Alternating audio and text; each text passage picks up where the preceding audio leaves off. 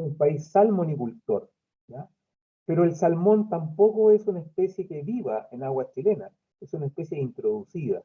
Por lo tanto, tenemos que empezar a domesticar nuestras especies y ahí entonces aparece el otro concepto que tiene que ver con la biología marina, ¿ya? Cómo los biólogos marinos estudian o deben estudiar los ciclos de vida de nuestras especies para que podamos incorporarla a la producción, ¿ya? Entonces, el primer mensaje es, ya no podemos seguir explotando más nuestro mar porque ya no da más, a pesar de que aumentemos la flota, a pesar de que aumentemos la tecnología para ubicar los cardúmenes, a pesar que aumentemos y modifiquemos las artes de pesca, la naturaleza ya no está dando más, ¿ya? Y la importancia de la acuicultura, el segundo mensaje, en cómo la acuicultura empieza a proveer ese excedente que necesita el mundo por su crecimiento año a año. Fíjense ustedes que Perú está entre los 5 mayores productores de pescado en el mundo, ¿ya? China se escapa fuertemente, ¿ya? pero, pero Perú está ahí en el grupo de los 5 más importantes. Por lo tanto, la pesca en el Perú es muy importante para la economía del país. De manera que si recordamos que ya, a pesar de que aumentemos la flota, el mar no da más, el Perú va a requerir en el corto plazo ir hacia los procesos de cultivo de sus especies marinas, ¿ya? Les puedo contar que un poquito antes de la pandemia visité Lima, como lo hacía normalmente varias veces al año, y me fui a comer un ceviche, y se me ocurrió preguntarle de qué pescado me iban a traer el ceviche. Y la respuesta del mozo que me atendió fue pangasius, o si no, había tilapia. ¿Cómo podemos entonces no responder a esos mensajes, verdad? En que debiéramos estar comiendo ceviche con nuestros peces que son tan extraordinarios. De manera que Perú tiene un nivel mundial en la extracción de peces, pero ya sabemos, el mar no da más, tenemos que ir hacia los procesos de cultivo. Por otro lado, si ustedes se fijan aquí abajo, esta es la actividad pesquera, más o menos es lo que se ve a nivel mundial en los últimos años, ¿verdad? Hay algunos máximos y mínimos, pero en general el promedio nos indica que no hay mucho aumento, pero cuando viene el COVID, miren lo que pasa, ¿verdad? Probablemente la flota no va a pescar y hay una disminución significativa en los desembarques. De manera que uno podría esperar que a lo mejor este aislamiento que hemos tenido por COVID-19 sea un factor importante en la recuperación de nuestras poblaciones naturales de peces y de mariscos, que podría ser una oportunidad para ver qué es lo que está pasando en nuestros recursos naturales.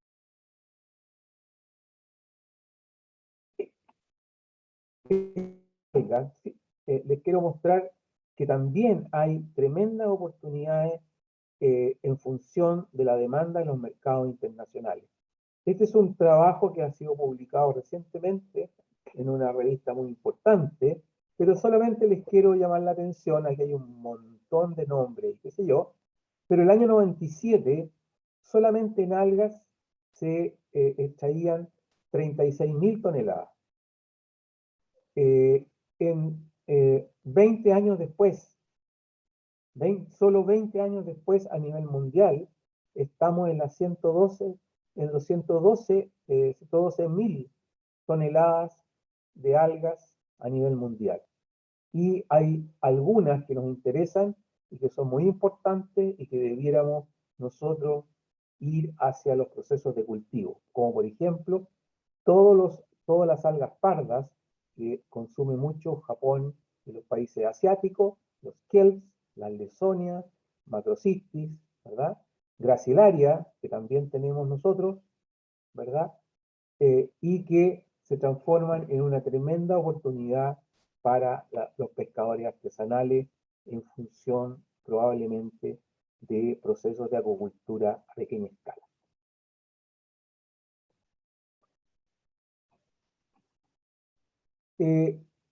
Pero la realidad de Latinoamérica con respecto a cuánto es la producción acuícola, es decir, la producción de algas, peces, que están bajo cultivo, Chile está en el máximo o en el primer lugar, pero ya les digo, esto es solamente salmón.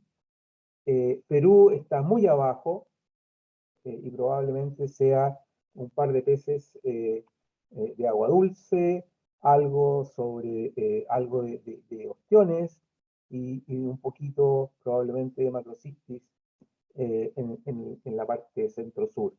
Y por lo tanto aquí hay una tremenda oportunidad para empezar a domesticar las especies, nuestras especies endémicas y incorporarlas en los procesos productivos.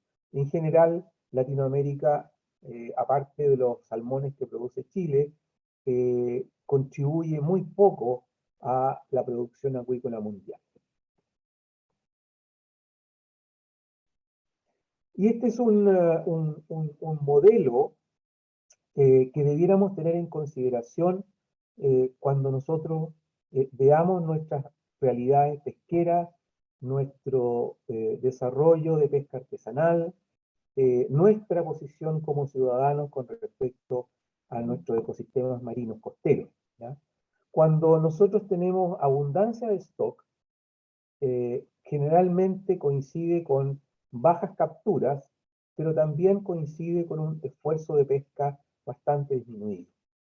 En la medida que los países van hacia el desarrollo, los países crecen y empieza una mayor demanda, ¿no es cierto?, en este caso de pescado y marisco, por lo tanto las capturas aumentan, aumenta el esfuerzo de pesca, aumentan los pescadores, aumentan las licencias de pesca, los botes se hacen más grandes, los pescadores pueden comprar motores más potentes, y eso significa que la abundancia de nuestros recursos naturales empieza a disminuir.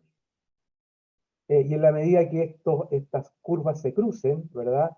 Y el esfuerzo de pesca aumente significativamente, y lo mismo con las capturas, vamos a tener un proceso de sobreexplotación, que es lo que está mostrando las curvas de la pesca de peces a nivel mundial, ¿verdad?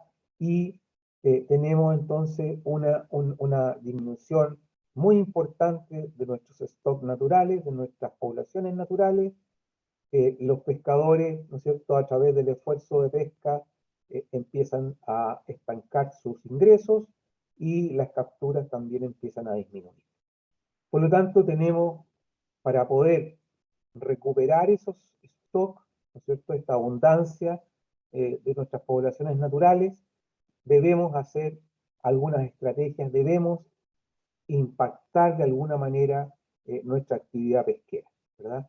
Y una de las estrategias es el manejo consciente, el manejo sustentable de nuestras especies a través de una serie de estrategias como por ejemplo establecer veas reproductivas, establecer veas biológicas o establecer cuotas de captura o simplemente si la cosa está muy complicada es cerrar la pesquería, ¿verdad? O restringir las licencias de pesca en el caso de que esta sea una norma importante para nuestros países, ¿verdad? Por lo tanto, el manejo a través de instrumentos de regulación eh, es una alternativa para aquellas pesquerías que están en franco descenso por problemas de sobreexplotación.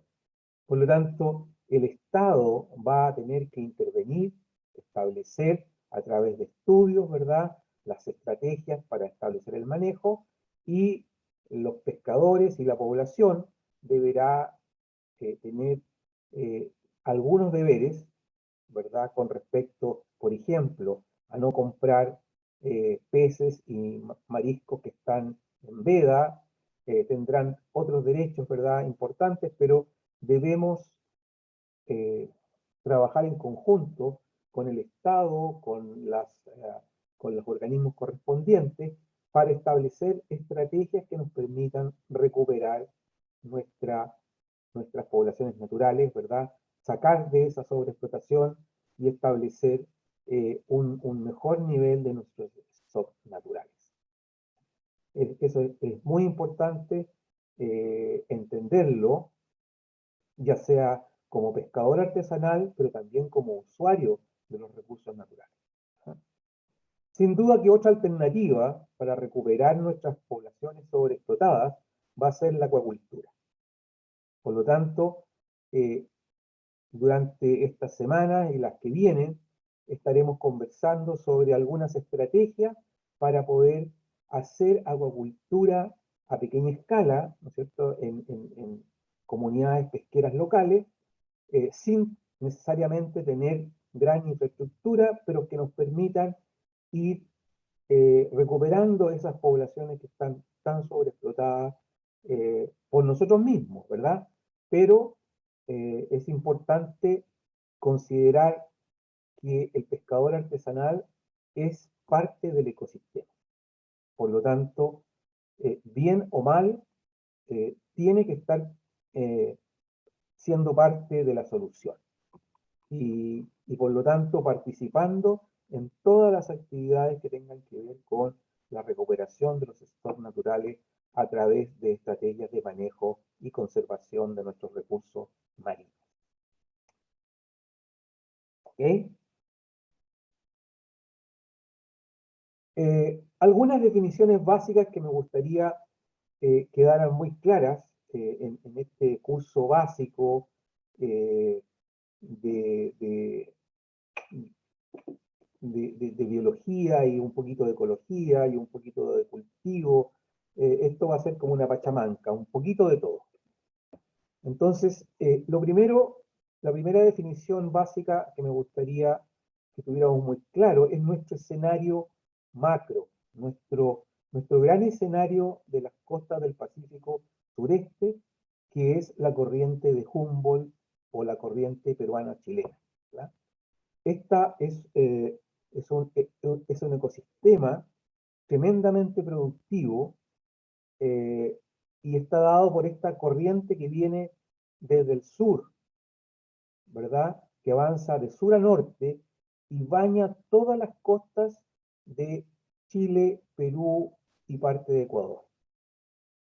Es una corriente fría, como les digo, que corre de sur a norte y que tiene una gran cantidad de nutrientes, lo que permite mantener las pesquerías más importantes a nivel mundial, ¿no?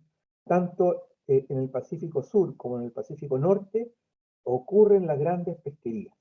Las grandes pesquerías no solamente de peces pelágicos, sino que también soporta una gran biodiversidad de crustáceos, de equinodermos, de moluscos, ¿verdad?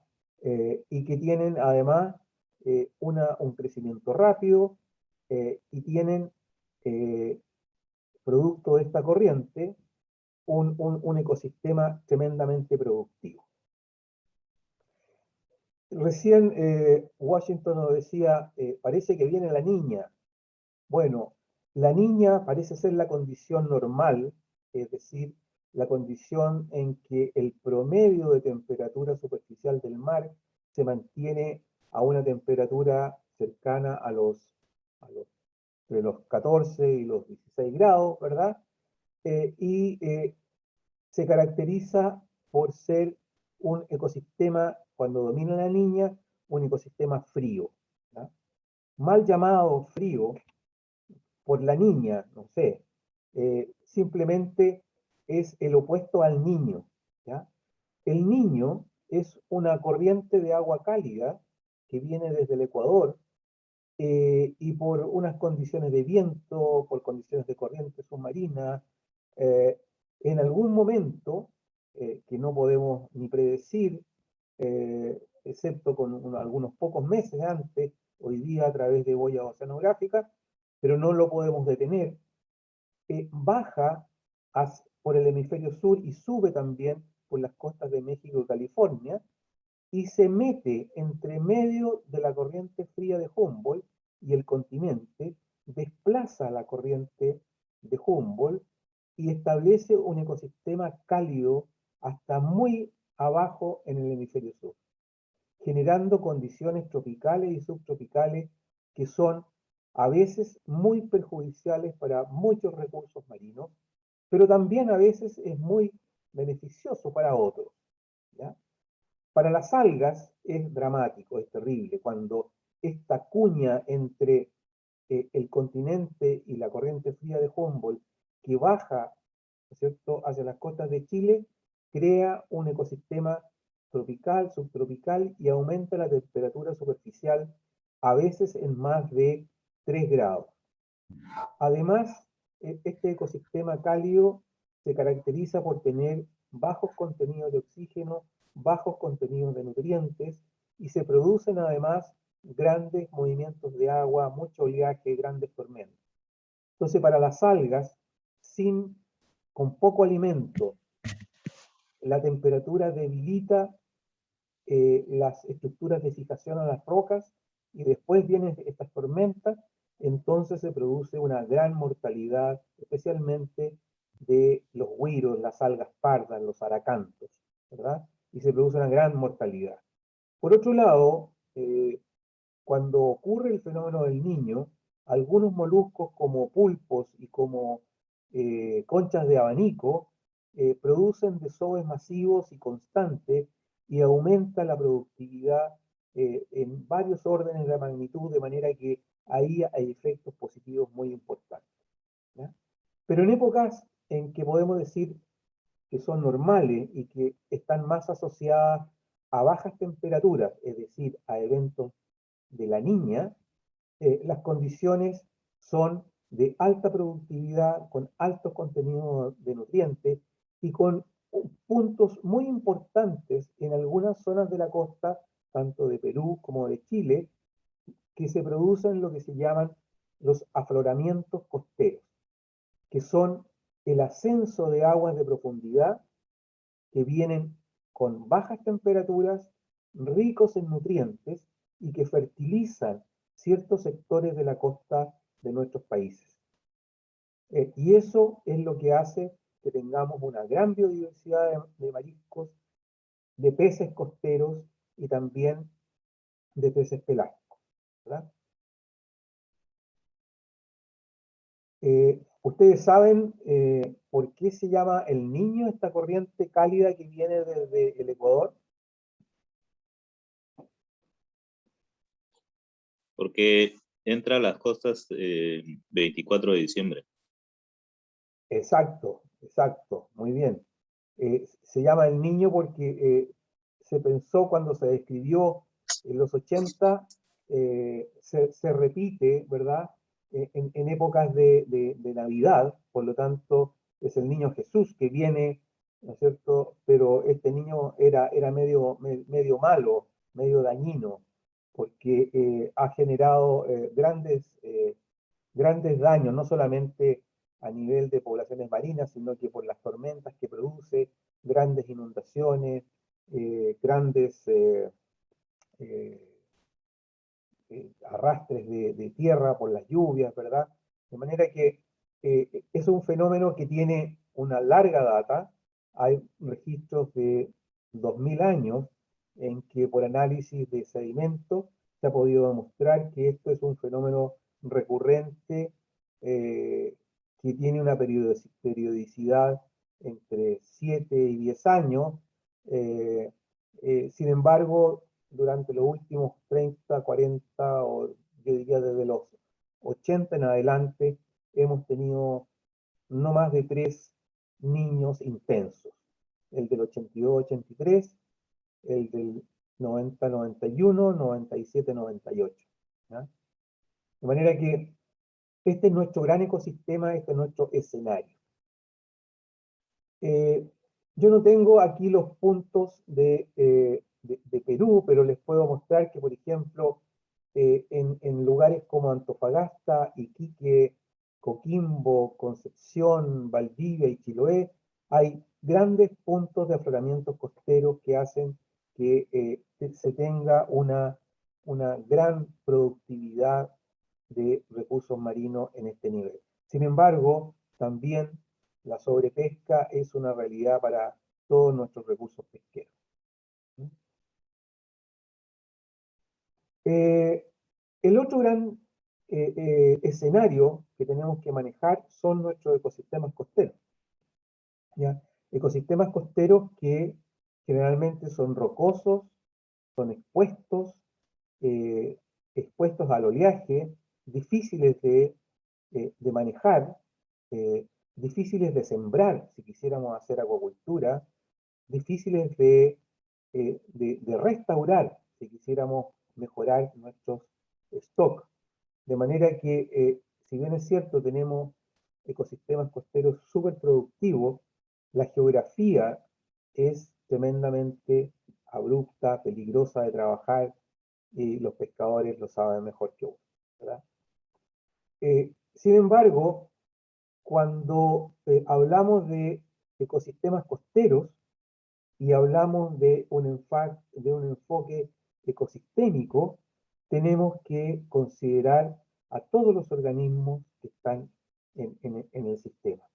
Por lo tanto, vamos a tener que estudiar y vamos a tener que conocer cuáles son las relaciones entre los organismos que nos permitan mantener una biodiversidad lo más pristina posible, lo más natural posible, ¿verdad? Por ejemplo, tenemos que saber quién se come a quién, de qué manera podemos interrumpir las cadenas alimentarias si nosotros extraemos un organismo u otro, ¿ya? Esa es la mirada ecosistémica, es decir, tenemos que tener en consideración eh, cómo es el ordenamiento de nuestros ecosistemas costeros para poder ir manejando adecuadamente nuestros stocks naturales. Con respecto al niño y la niña, simplemente les quería mostrar, estas son fotos de satélite construidas en función de la temperatura superficial del mar, y la condición de niño es esta: mientras más rojo es más cálida o mayor la temperatura superficial del mar. Si se fijan acá, esta es la costa de América del Norte, acá está el Istmo de Panamá, Sudamérica está por aquí, ¿verdad? Entonces, esta lengua de fuego, de fuego marino, ¿verdad? De temperatura superficial, es la que sube hacia el hemisferio norte, las costas de California, y baja también por el hemisferio sur, impactando fuertemente a las costas de Perú y también de Chile. La condición de niña es una condición de agua superficial fría, y esta es la condición del satélite, y ustedes se fijan, genera condiciones frías en la costa del hemisferio norte y también en la costa del hemisferio sur, ¿ya? Lo otro que tenemos que considerar cuando estamos en los escenarios de ambientes marinos costeros son aquellos organismos que se conocen con el nombre de ingenieros ecosistémicos o organismos estructuradores de ecosistemas. Y estos son muy importantes porque muchos de ellos son recursos, es decir, los explotamos fuertemente, ¿ya? De manera que si estos organismos son estructuradores de ecosistemas costeros, van a ser también receptores de una tremenda biodiversidad. Es decir, no solamente son importantes ellos por sí solos, sino que también porque son hábitat, alimento, refugio, áreas de reproducción, áreas de apareamiento de muchos otros organismos que viven en el mar. Peces, mariscos, equinodermos, artrópodos, de todo, ¿verdad? De manera que si estos organismos estructuradores de ecosistemas costeros son un recurso para la especie humana y los cosechamos, ¿verdad? los extraímos, no solamente vamos a extraer a ese recurso en particular, sino que vamos a generar un impacto tremendo en toda la biodiversidad asociada. Uno de esos organismos estructuradores de ecosistemas son, por ejemplo, los corales, ¿no es cierto? Sacamos el coral y nos vamos a llevar un montón de organismos. Otro que es muy importante, y en especial en el norte del Perú y sur de Ecuador, son los manglares. Los manglares, que son plantas terrestres que se han adaptado al ambiente costero, también son receptores de una gran diversidad de organismos, y no solamente de organismos que pueden ser parte de lo curioso, sino que también son parte de otras pesquerías. ¿Qué es lo que ha pasado en Ecuador principalmente? Para poder aumentar la superficie de la producción de camarones, han sacado el mangle y han impactado fuertemente a otras pesquerías, principalmente de conchas, y ha disminuido fuertemente la biodiversidad de los sectores con mangle. De manera que, si bien es cierto, este es un recurso, como ya les dije, es muy importante cuidarlo porque estructura nuestros ecosistemas costeros. Otro organismo estructurador de ecosistemas costeros muy importante y que vamos a estar hablando en las próximas clases son las algas, y especialmente las algas pardas, los aracantos, entre otros, las lesonias y macrocíclidos, ¿ya? Ellos son organismos muy importantes para la biodiversidad de la costa, ¿ya?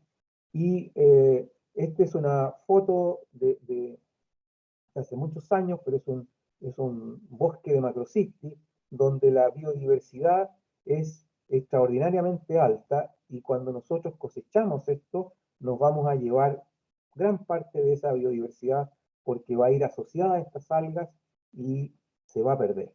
De manera que tenemos que, si bien, cierto, tenemos que usar estos recursos o queremos usarlos, porque hay una gran demanda por algas pardas a nivel mundial, tenemos que buscar las estrategias para impactar lo menos posible a la biodiversidad, a la diversidad asociada, ¿verdad?, a otros organismos que viven y dependen de estos organismos estructuradores de ecosistemas costeros. Luego, el otro concepto que quisiera también hoy día que quedara claro y que lo entendamos muy bien, es lo que se conoce con el nombre de los niveles de organización. Es decir, sobre qué organismos vamos a trabajar o sobre qué escenario vamos a trabajar para, ya sea para entender la biología de los organismos, para aumentar su abundancia, su biomasa, su densidad, ¿verdad? O sobre qué escenarios vamos a trabajar. Aquí lo que me interesa empezar con el nivel de organización a nivel de organismo, ¿ya? Es decir, un individuo. Ese es lo que vamos nosotros probablemente a, a considerar como el indicador más importante. ¿Cuántos erizos tenemos por metro cuadrado en la costa de Marcona? ¿Cuántos aracantos tenemos por hectárea, ¿verdad? Número de individuos, cuántos organismos.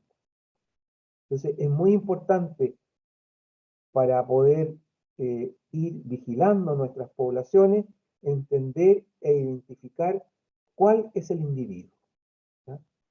Algunos organismos son muy fáciles de identificar, como los erizos. Un erizo tiene, ¿cierto?, un tamaño adecuado, un chanque, ¿verdad? Pero cuando queremos medir a los aracantos, probablemente se nos dificulta diferenciar entre un individuo y otro, ¿ya? Por lo tanto, primer mensaje de esta parte, debemos individualizar, conocer, ¿cierto?, identificar a nuestro organismo. ¿Cuál va a ser nuestra unidad de medida? Si yo tengo muchos organismos, juntos, lo que vamos a formar es una población. Por lo tanto, podemos comparar poblaciones de distintos lugares y, por ejemplo, hacer un experimento de repoblamiento de erizos y compararlo con un lugar donde no se ha hecho repoblamiento y medir la población de los erizos del lugar experimental y lo comparamos con el lugar donde no hicimos nuestro experimento. ¿Ya? Y podemos contar nuestros organismos y establecer cuál es el tamaño de la población. ¿Está claro? ¿Sí? ¿Se entiende? Por favor, interrúmpanme cuando quieran. La sumatoria de las poblaciones de una misma especie, ¿cierto? La sumatoria de las poblaciones de los erizos, que son todos iguales, por ejemplo, del Oxequinus, ¿verdad? Que es el erizo comestible que tenemos y que compartimos peruanos y chilenos, ¿verdad? Nos va a dar la distribución de las especies. Y para el caso del Oxequinus, ¿verdad? Del erizo, se distribuye desde centro-sur del Perú hasta el Cabo de Horno en Chile. ¿Ya? Y esa es la distribución de la especie. ¿Ya?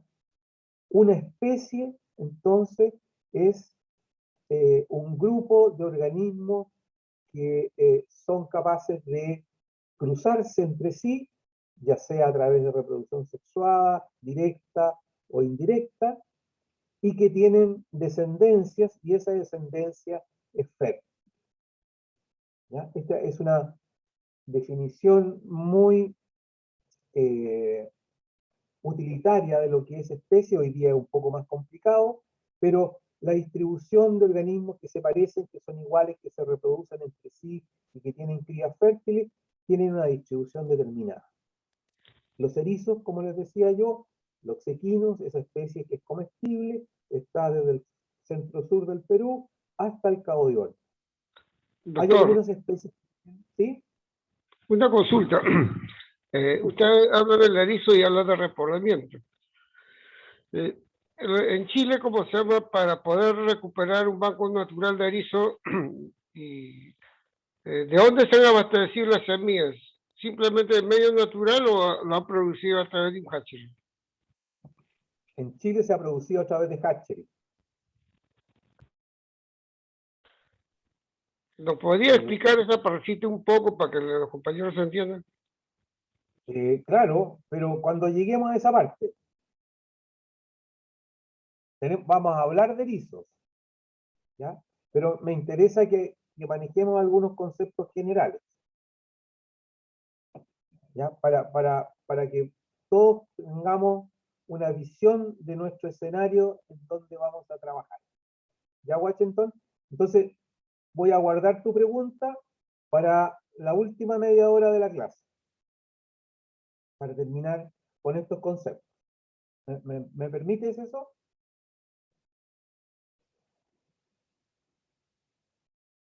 Entonces, Sí, doctor, sigo. continúe, está Ok, bien. gracias. Bueno, cuando organismos de distintas especies, pequeñas poblaciones, coexisten, vamos a tener una comunidad. ¿Ya? Por ejemplo, la comunidad que vive en las rocas de Marcona, ¿verdad? Y cuando muchas comunidades están coexistiendo, interactúan, pasan organismos de un lado a otro, vamos a tener un ecosistema. Y cuando los ecosistemas se juntan y tienen cierta similitud y hay transhumancia de organismos, vamos a tener un bioma y la sumatoria de los biomas nos da nuestro planeta, que es la biosfera. ¿Ya? Nosotros probablemente vamos a llegar hasta aquí, hasta ecosistemas, ¿verdad? ¿Qué es lo que nos interesa? Nos interesa cómo recuperamos erizos, cómo recuperamos erizos hasta el momento en que no se coman todas las algas, ¿ya? O cómo mantenemos una cantidad de algas para sostener una población de erizos, ¿ya? Y cómo no cosechar todas las algas para no impactar los peces de roca, ¿ya? O cómo no pescamos todos los peces de roca para que se exploten los otros erizos que no son comestibles. Ese es el balance que tenemos que entender, ¿ya? No solamente repoblar, porque podríamos generar una plaga. A principios del siglo pasado, los europeos trajeron los conejos como una forma de tener proteínas, especialmente desde Argentina hacia abajo, y luego eso se transformó en una plaga, y ya hoy día nadie puede parar la herbivoría de conejo en la parte sur y pasa a ser un daño, ¿ya? Entonces han habido muchas intervenciones que terminan siendo muy dañinas, por lo tanto tenemos que conocer este balance. Pero este balance, y acá es muy importante entonces este mensaje que quiero dejarle, y que no es muy propio de los biólogos en general, ni los ecólogos en general, ¿ya? Porque muchas veces se prohíbe, ¿no es cierto?, la extracción de una determinada especie, y no se piensa de que ese ha sido el sustento por siempre, ancestral, histórico, ¿no es cierto?, de los pescadores artesanales. De manera que es muy importante que cualquier medida de conservación, cualquier medida de cuidado, de restauración, involucre al hombre, ¿ya? Y eso es lo que hoy día se conoce como un sistema socioecológico. Y en este sentido, es muy importante entender, más que los pescadores artesanales, los que tienen que entender son los biólogos y los ecólogos, que a veces quieren mantener sistemas no tocados, pero aquí les dejo esta frase: no hay un sistema natural sin personas, tampoco un sistema social sin naturaleza. Los sistemas sociales y ecológicos son interdependientes, o sea, la sociedad depende de la naturaleza y la naturaleza también depende de la sociedad. Y ambos están en constante cambio. Por lo tanto, no se puede hacer conservación y no se pueden mantener los recursos naturales si no se involucra al hombre. ¿De acuerdo? Esto es muy importante. Por último, tenemos ya casi una hora, quiero definir un par de cosas para que también entendamos y que tienen mucho que ver con la pregunta de Washington. Definir qué es lo que es acuicultura. ¿Ya? Acuicultura tiene que ver con reproducir o aumentar una especie a través de distintas técnicas, ¿ya? Ya sea a través de producir semillas en un determinado ambiente o a través de algunas estrategias que generen crecimiento de pedazos de organismos, ¿ya? Pero a través de una técnica que tenga que ver con conocer el ciclo de vida de las especies.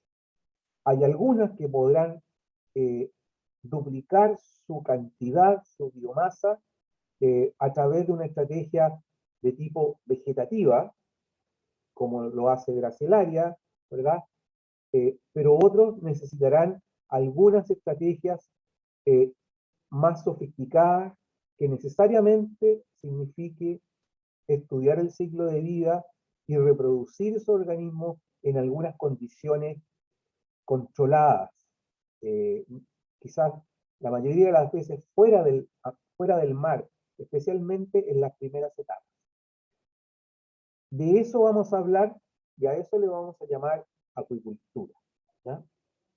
Hay otro término que se ocupa mucho y que pareciera ser acuicultura, pero no lo es lo que se llama el acopio. Es decir, ir a buscar lugares, ir a buscar organismos generalmente adultos para mantenerlos un tiempo en un lugar distinto. Por ejemplo, yo sé que tengo mayor venta durante Navidad de chanque o patemula, ¿verdad? Y voy, extraigo y los dejo acopiados, guardados en una bodega natural y después ni siquiera se engordan mucho, sino que simplemente se guardan en un lugar. Eso es acopiar algún organismo marino, ¿ya? Para mantenerlo ahí, no tener que usar una cámara refrigerada. Muchas veces tiene que ver con estrategias de evitar la fiscalización de los organismos del Estado. Los dejo guardaditos para que no me pillen, no me pasen una infracción. Eso lo vamos a llamar acopiar organismos. Generalmente son adultos. El otro término que tampoco es acuicultura es lo que probablemente hicieron ustedes en Marcona, que es cosechar, ¿no es cierto?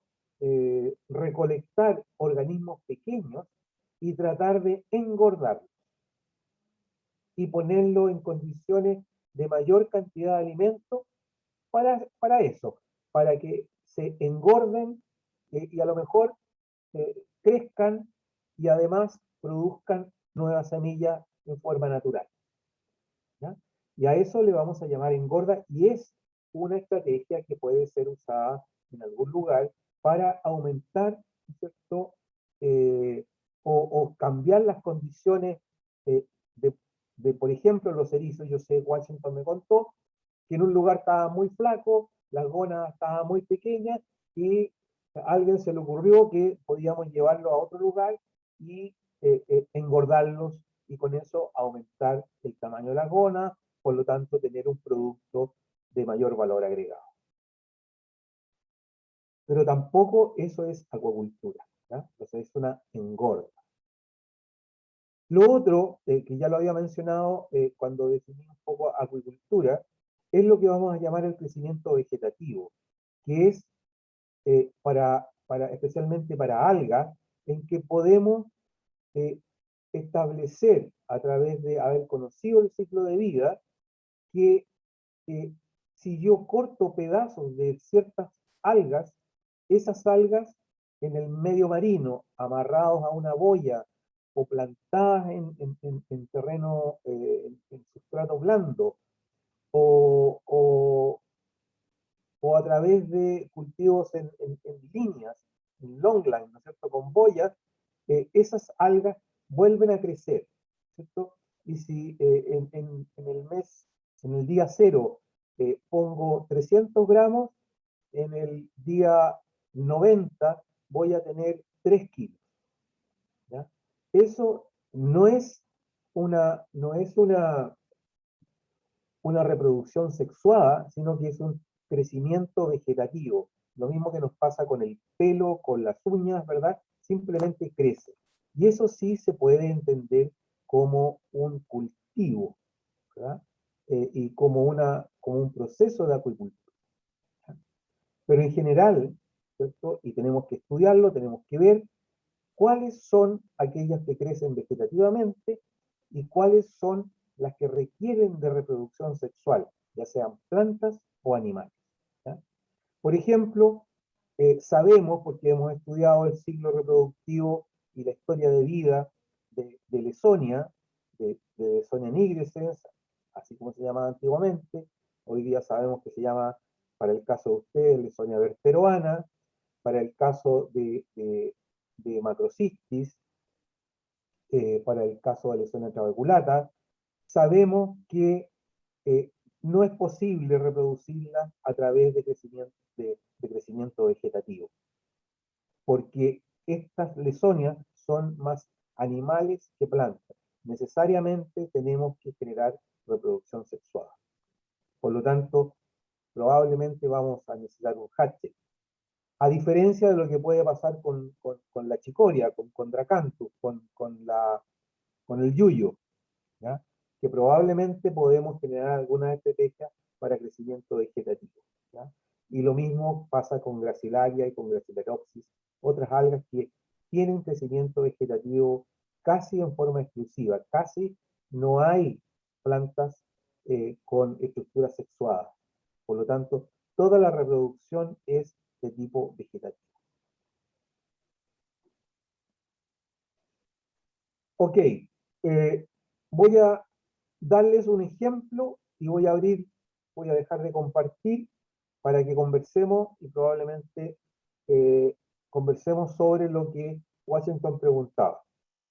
Me gustaría, y esta es la tarea que les voy a dejar para las próximas clases, que ustedes trajeran preguntas que yo a lo mejor puedo resolver durante la clase, pero probablemente no todas las voy a poder resolver y me las voy a dejar como tarea para poder abordarlas en la siguiente clase. De manera que podamos responder a las expectativas de ustedes con respecto a este curso, ¿ya? Yo en esta primera clase lo que quería hacer era tratar de ordenar un poco los conocimientos muy generales con respecto primero al escenario, que es la corriente de Humboldt, al escenario que son nuestras comunidades costeras, entender muy bien lo que vamos a trabajar como un proceso de acuicultura, o como un proceso de engorda, o como un proceso de acopio, y luego entender que hay que tener algunos indicadores de éxito, de éxito o fracaso, pero que siempre los vamos a posicionar sobre el individuo, sobre eh, el indicador va a ser, ¿cierto?, la planta, el erizo, el pescado, ¿verdad?, que vamos a tener que medir en una determinada área para saber si lo hicimos bien o lo hicimos mal, ¿ya? Tenemos que tener algunos indicadores que fundamentalmente están sobre el individuo, ¿ya? Por ejemplo, ¿cuántos individuos teníamos antes de hacer nuestra intervención? ¿Cuántos teníamos después? O los que teníamos son los mismos, pero a lo mejor son más gordos o son más flacos, son más grandes o son más chicos, ¿ya? Pero nuestro indicador va a ser el individuo, ¿de acuerdo? Entonces, ese era mi objetivo en esta primera clase.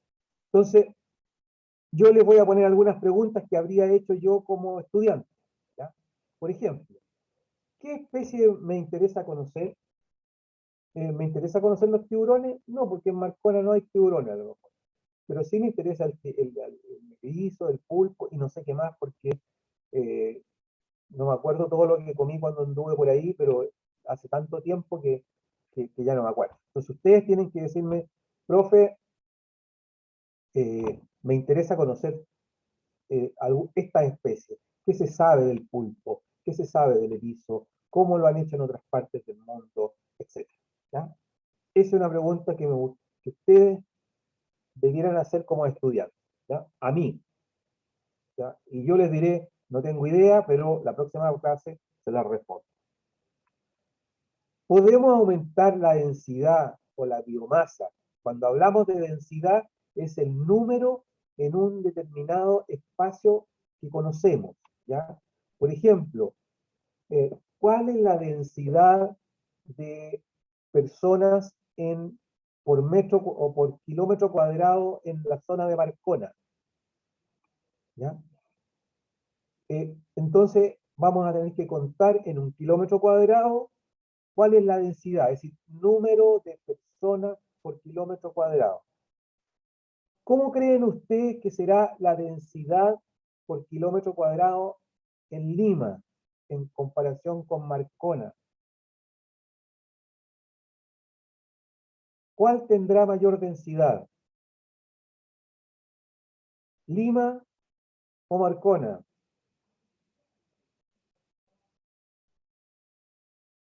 Con uno que responda suficiente.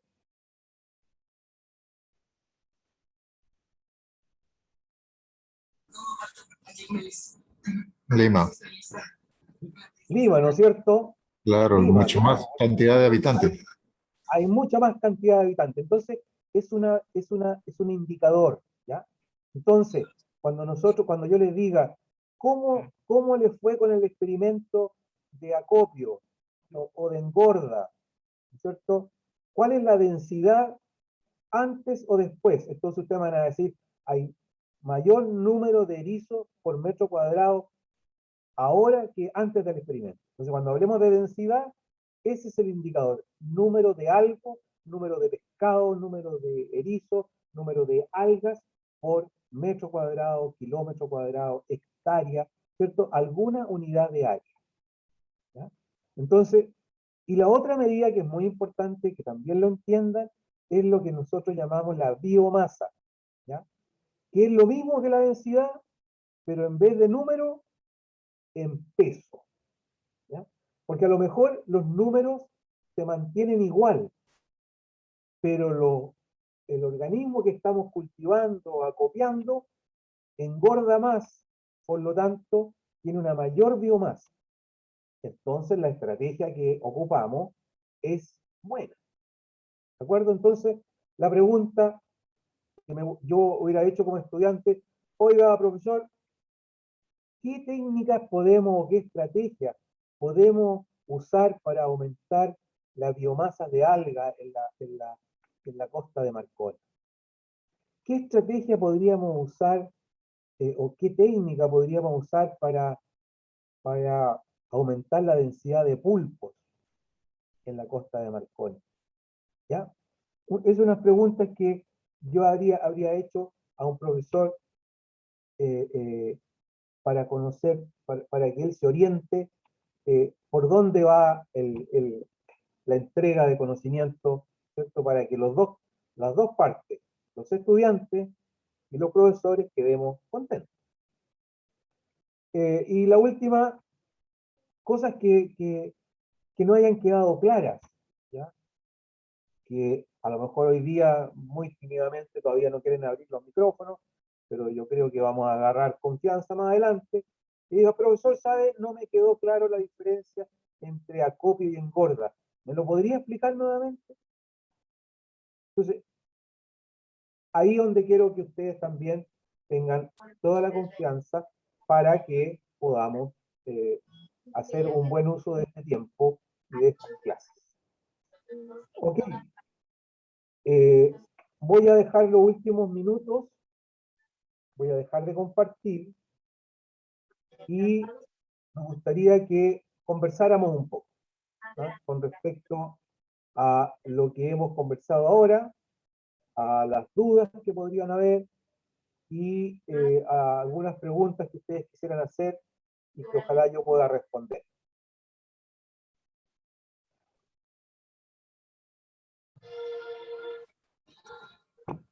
¿Quién parte? Tenemos una sala enorme, somos 58. Nunca, hacía muchos años que no tenía tantos estudiantes. Una Profesor. preguntita, profesor, una pregunta. Una Ya. pregunta, profesor. Dígame, don Pelayo. No. En el mundo, ¿cultivan pescado atún? ¿El pescado Sí. atún cultivan en algún lugar del mundo? Hay varios lugares donde se cultiva atún. Eso es bastante complicado. Hasta ahora hay resultados solo experimentales y con atunes pequeños, ¿ya? Hay una experiencia bien interesante en Panamá. Hay algunas cosas que hemos hecho nosotros acá en Chile, en Coquimbo, con unos atunes pequeños, con aleta amarilla, pero el problema con el atún es que se necesitan acuarios muy grandes porque son peces eh, que están siempre nadando y son muy veloces y necesitan gastar mucha energía y por eso que tienen esa carne tan rígida, tan apretada. Pero en general el atún sigue siendo un pez de extracción de la naturaleza. pero hay algunas experiencias. Profe, ¿su agua qué cosa es? ¿Cálido, frío, caliente? ¿Cómo es su agua del atún? El atún es frío, pero también es muy pelágico, ¿ya? Son de aguas abiertas. Ya, A mí profesor, gracias. me tocó visitar unos cultivos de atunes en Panamá, y son unas piscinas que tienen como 20, 25 metros de diámetro y tienen 8 o 10 metros de fondo. Y cuando empiezan a dar vuelta el atún y cuando le dan la comida, los pellets, es prácticamente una tormenta y sale litros de agua porque empiezan a nadar y es maravilloso verlos cuando saltan, son enormes. Además que cuesta conseguir los reproductores.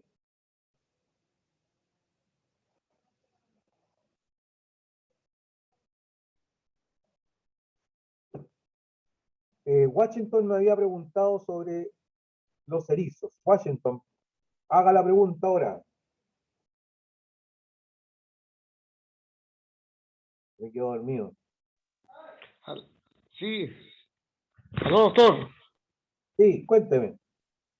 Bueno, una de las preguntas sería, por ejemplo, no te le hice una pregunta, como se llama, para recuperar, como se llama, el stock de erizos, cómo pasar repoblamiento de donde salían proveídos de semillas, ¿no? De medio natural o de hatching, ¿no? Entonces, nos gustaría que nos explique un poquito eso, porque mucha gente, como se llama, queremos saber, ¿no? Bueno, la producción de erizo en hatchery está bastante estudiada. Los escoceses lo han hecho, nosotros lo hemos hecho, los japoneses también. Eh, la, la técnica es relativamente simple una vez que uno conoce el ciclo de vida. Tiene una larva nadadora, pero se produce bien, se reproducen bien en cautiverio y se producen semillas relativamente fácil. El gran tema es devolverlo a la naturaleza. No hay buenos resultados una vez que los erizos producidos en hatchery, que pueden tener unos 30, 40 milímetros y que han estado en hatchery un par de años, el crecimiento es lento, eh, el seguimiento de ese repoblamiento es súper complicado. Y lamentablemente hay mucha predación, por lo menos lo que ha pasado en Chile, hay mucha predación de peces costeros que terminan comiéndose esas semillas. Entonces, hay que generar otras estrategias. Conocí una experiencia en Europa en que lo que hacen es producir en hatchery y luego los ponen en unos canastos que los llenan de algas, macrocistis, por ejemplo, y ponen los erizos adentro y los vuelven a tirar al mar. Y van cambiando las algas o ponen en barriles, pequeños barriles que le hacen hoyos, ¿no es cierto? Le sacan unas lonjas a los barriles, les ponen mallas, cierran los barriles, ponen algas y adentro ponen una cantidad de erizos. Y los ponen como si fueran longline. Entonces, no gastan porque el mayor costo de mantener erizos en cautiverio es que se necesita mucha energía para dar vuelta a agua, para recircular. Entonces, si se pueden poner en estos tambores, yo a lo mejor en la próxima clase les puedo traer algunos esquemas, algunas diapositivas. Ahí el, el ambiente natural entonces permite ahorrarse ese gasto de energía, ¿no? Pero el sistema de hatchery produce muy buena cantidad de semillas. Mantener un hatchery no es fácil, requiere de una inversión no menor. Y el tema es el volver esas pequeñas semillas a la naturaleza y obtener buenos resultados para el repoblamiento. Entonces, a lo mejor el engordar erizos puede ser una estrategia en que no solamente moverlos a un lugar y dejarlos en el sustrato libre, sino que más bien poder armar algunos experimentos con estos barriles que yo les decía, o con canastos, y que podamos incorporar algunos erizos e ir midiendo cómo crecen, si van generando nuevas semillas, eh, y si sobreviven, ¿verdad? Porque en los canastos van a estar protegidos de la predación de peces. Entonces, pero habría que probarlo. Doctor, buenas noches. Mi nombre Buenas es Martín noches, Vélez. don Martín. Muy ¿Podría buenas noches. hacer una pregunta, ya que estamos hablando relacionado al tema del erizo? Nosotros hemos hecho un proyecto de engorde de erizo. Hemos trasladado de un lugar a otro, pero el tema es el desconocimiento que tenemos sobre qué tiempo puede vivir un erizo después que lo sacas del mar. O sea, para trasladarlo de un lugar, no tenemos depósitos con agua para tenerlo vivo ahí. Lo hemos trasladado en mallas, ¿no? Y hemos tardado un promedio de 2 horas, desde el lugar de extracción hasta el lugar donde lo hemos echado. La pregunta es, ¿qué tiempo dura el erizo? ¿Qué tiempo vive el erizo una vez que sale del mar? Para poder trasladarlo a otro lugar con seguridad y que la mortandad sea menor. Yo, yo creo que eso lo saben mejor ustedes que nadie, porque ustedes venden erizo y al otro día el erizo sigue vivo.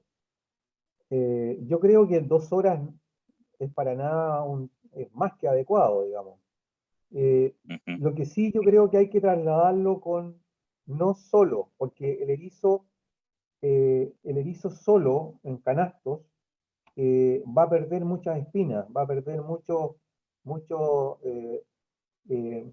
muchas ventosas, va a tener un daño al roce si van solos. Yo creo que la estrategia es poner una capa de algas y erizos, algas y erizos, ¿ya? Y en 2 horas eso no debiera generar ninguna mortalidad. Uh-huh. Gracias.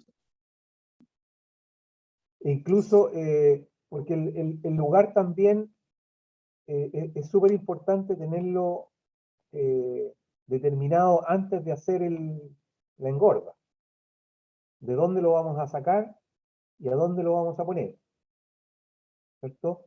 ¿Y por qué elegimos ese lugar? Eso es súper importante, digamos. Saber por qué voy a poner erizos ahí. Y la respuesta más fácil es saber, ¿cierto?, haber hecho un muestreo pequeño, alguien que haya buceado, y ver si existen erizos en el lugar donde los vamos a trasladar. Esa es la mejor respuesta, porque imagínate, podemos hacer una tremenda cosecha de erizo y lo vamos a trasladar a un lugar donde nunca ha habido, entonces no hay ninguna razón para que sobrevivan los que vamos a llevar. El erizo rojo, nosotros le llamamos rojo a los equinos, que es de lo más raro porque cuando está dentro del mar es rojo. Cuando lo sacamos se pone verde. Y el nombre específico es albus, o sea, blanco. Entonces, el erizo rojo, el oxequino, es un organismo que come algas, a diferencia del negro, de Tetrapibus, que es un omnívoro y que come de todo, raspa, pequeños cirripedios, algas calcáreas. El rojo no, si ustedes se fijan, el rojo siempre tiene algas en su testa, o puede atrapar de las algas que van a la deriva y los pone y y lo incorpora a la linterna, ¿verdad? Y se lo come por abajito, ¿verdad? Por lo tanto, necesita de algas foliosas, necesita de macrocistis, necesita de algas para poder vivir. Entonces, tenemos que traspasarlo de un ambiente en que no hayan y estén muy flacos a un ambiente que tengan una disponibilidad de algas relativamente buena para poder subsistir. ¿Ya? Y lo otro que es importante cuando se trasladen, ojalá elijan una marea alta y ojalá que el mar esté lo más tranquilo posible, porque cuesta mucho que los pequeños se adhieran a las algas, entonces empiezan a rodar con las corrientes de fondo y se empiezan a gastar las espinas y se terminan muriendo. Ese, yo diría, es lo más delicado, pero no lo podemos tirar desde el bote. Yo creo que hay que bajar con ellos y tratar de dejarlo posado con las mismas algas que vamos a trasladar.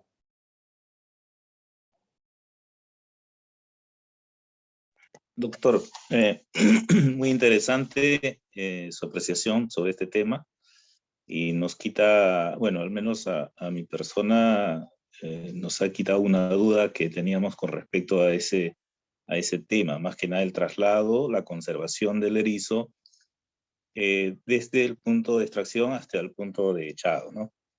Creo que ahora con esta apreciación suya y el conocimiento que tiene sobre el tema, conjuntamente con la experiencia que tenemos nosotros, creo que en adelante sí podemos hacer un mejor trabajo, ¿no? Con todo el cuidado que se debe tener. Sí. Gracias, doctor. Con algas, no echen todos los erizos en un canasto porque se van a dañar mucho, como si fueran, no sé, cuídelo como si fuera un huevo de Pascua, ¿no es cierto? Siempre va con viruta de madera muy protegida. Los erizos igual, porque tienen unos pedicelarios que son los que atrapan las algas, ¿verdad? Son unas pequeñas ventosas que están entre las espinas, y si se dañan eso, genera una mortalidad muy fuerte. Y lo otro, el tener cuidado de posarlo, ¿cierto? Bajar en una marea alta para que haya menor cantidad de corriente y le dé tiempo para que ellos se fijen solos. Porque si no se van a arrastrar y ahí se va a perder todo el trabajo.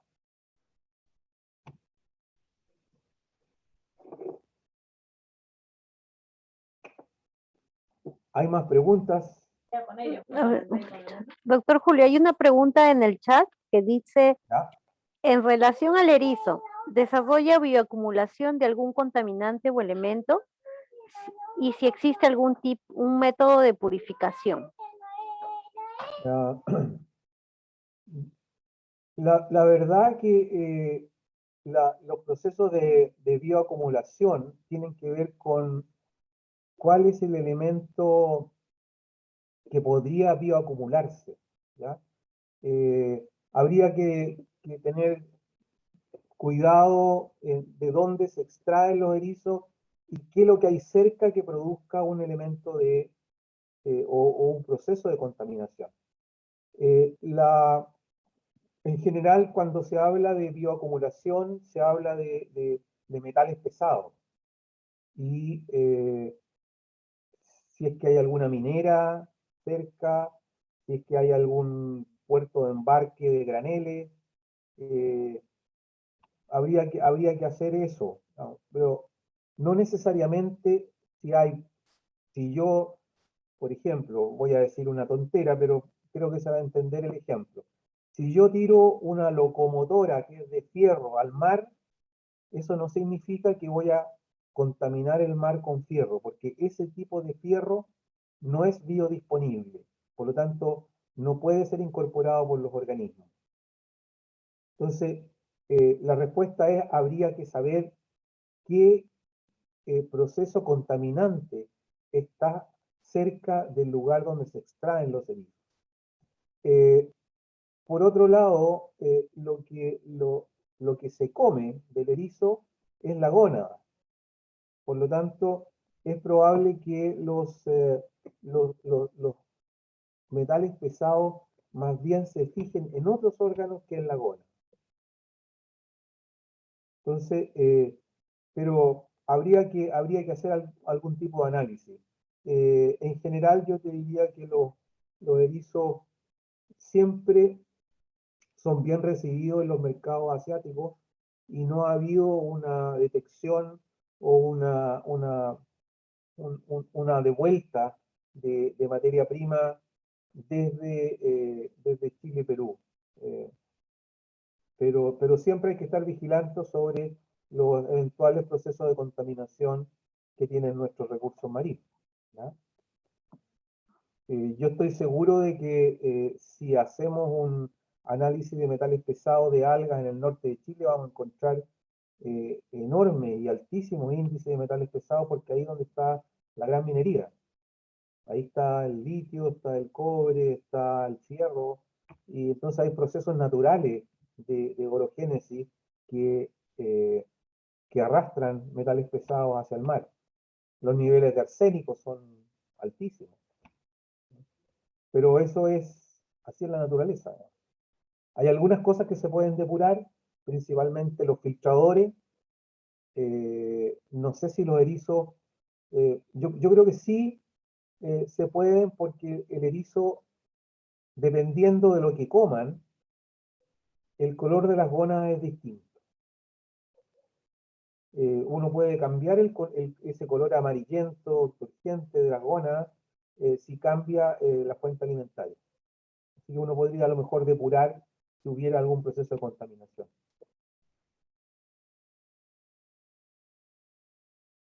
Gracias, doctor Julio.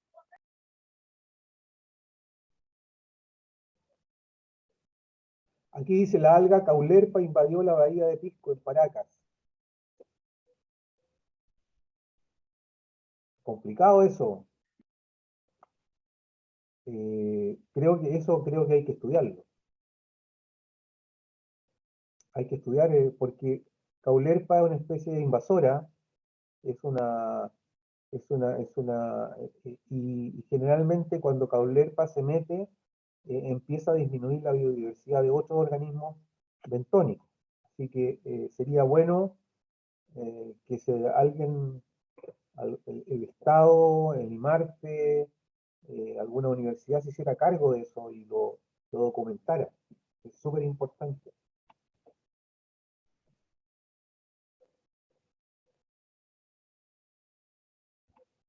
¿Hay más preguntas? Buenas noches, profesor. Me gustaría hacer unas David, preguntas. dime. Me parece interesante que se está tocando el tema de acá de la acuicultura, del tema del erizo.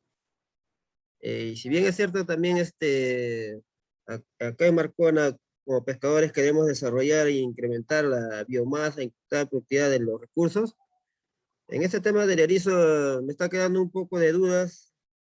Por ejemplo, usted ha comentado de que se puede repoblar sobre semillas de que se hacen en un hatcher.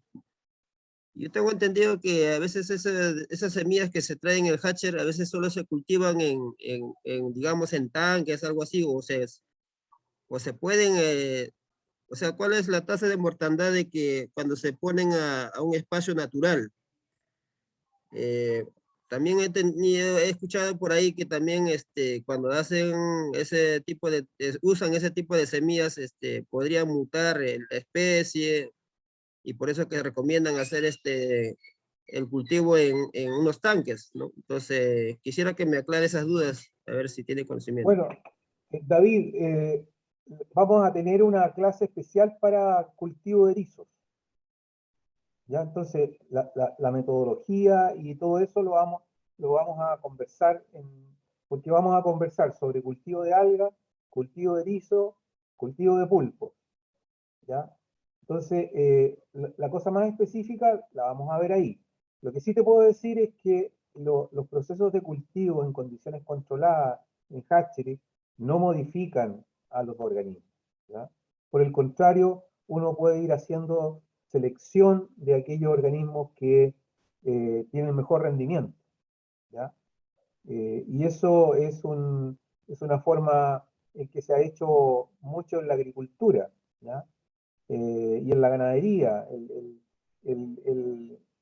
El ganado que crece más rápido, que engorda bien, o el cerdo que tiene menos grasa, ha sido aislado y manejado desde el punto de vista genético, conociendo, ¿no es cierto?, las condiciones morfológicas, y se pueden ir aislando aquellos que tienen una mayor productividad.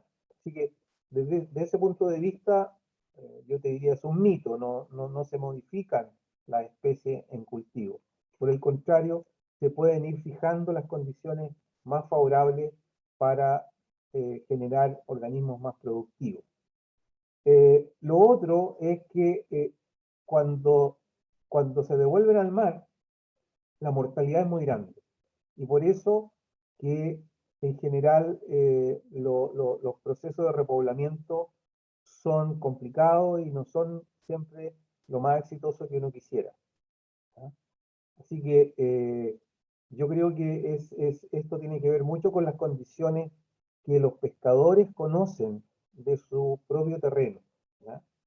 Por eso yo les decía, cuando Martín preguntaba si lo habíamos hecho bien y el tiempo, creo que eso tiene mucho que ver con cómo vamos a hacer el repoblamiento, ¿ya? Y es muy importante los seguimientos permanentes para ir vigilando si están resultando o no los repoblamientos, ¿no? Pero toda la parte técnica de los cultivos de erizo lo vamos a conversar en su oportunidad.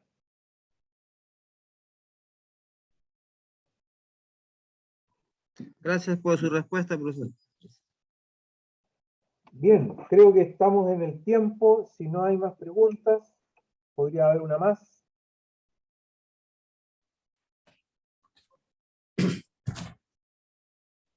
Yo, Profesor, sí, una pregunta. ¿Se ha hecho algún estudio sobre las lapas? ¿Sobre su velocidad de crecimiento? Lapa. hay muy poco sobre lapas.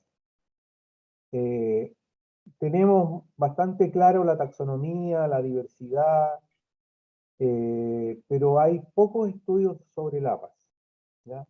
Especialmente lo que tenga que ver con dinámicas de población. A pesar de que esta parte del mundo, Chile-Perú, tiene la mayor diversidad de lapas del planeta. Ahí hay una deuda con conocer esos organismos que además han sido fuertemente explotados. Les puedo traer algunos trabajos de lapas, se los puedo enviar a Estefanía, que ella es la que nos organiza, y se los puedo mandar por correo para quienes tengan interés en conocer más sobre lapas.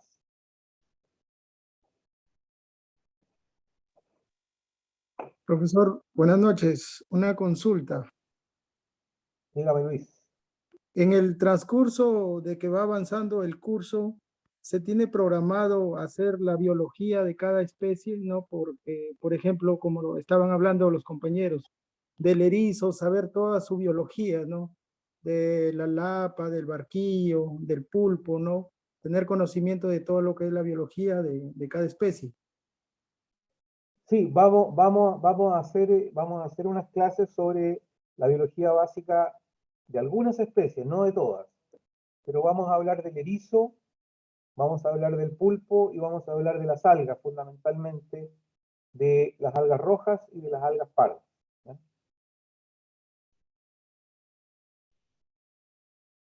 Así que algo vamos a ver de eso. Gracias, doctor. En la primera parte, durante septiembre, vamos a hablar de algas. Después vamos a hablar de erizos. Después vamos a hablar de pulpos. Y les voy a contar de algunas experiencias de cultivo, ¿ya? O algunas estrategias que se pueden usar para aumentar naturalmente las poblaciones de distintos organismos. Eso lo vamos a conversar también en el curso.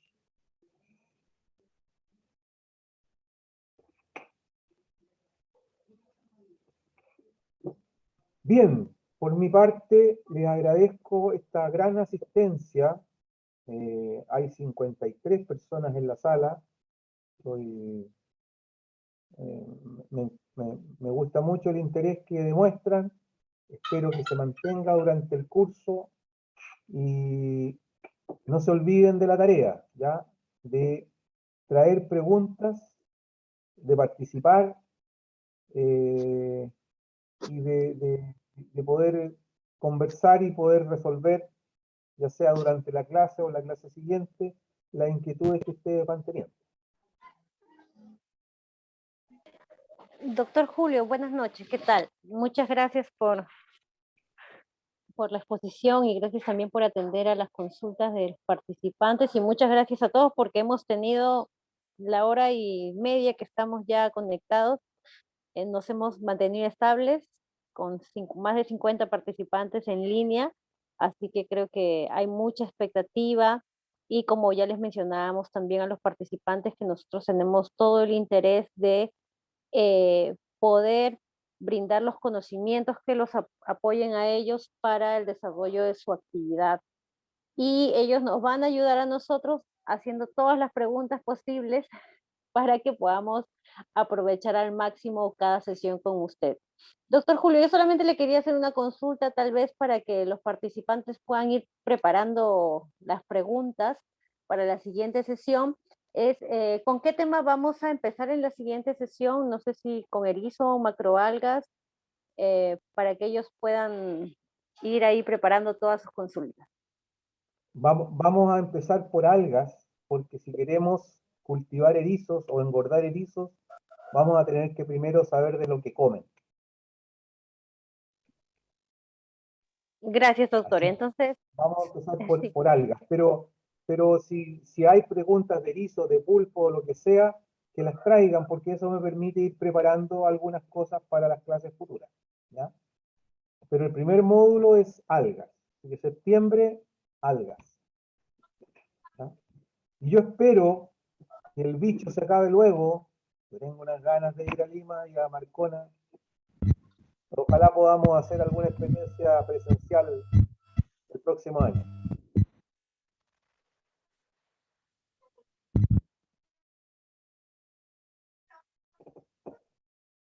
Así que bueno, que tengan un buen fin de semana y nos vemos el próximo martes. Sí, doctor Julio. Muchas gracias nuevamente. Bueno, buenas noches con todos.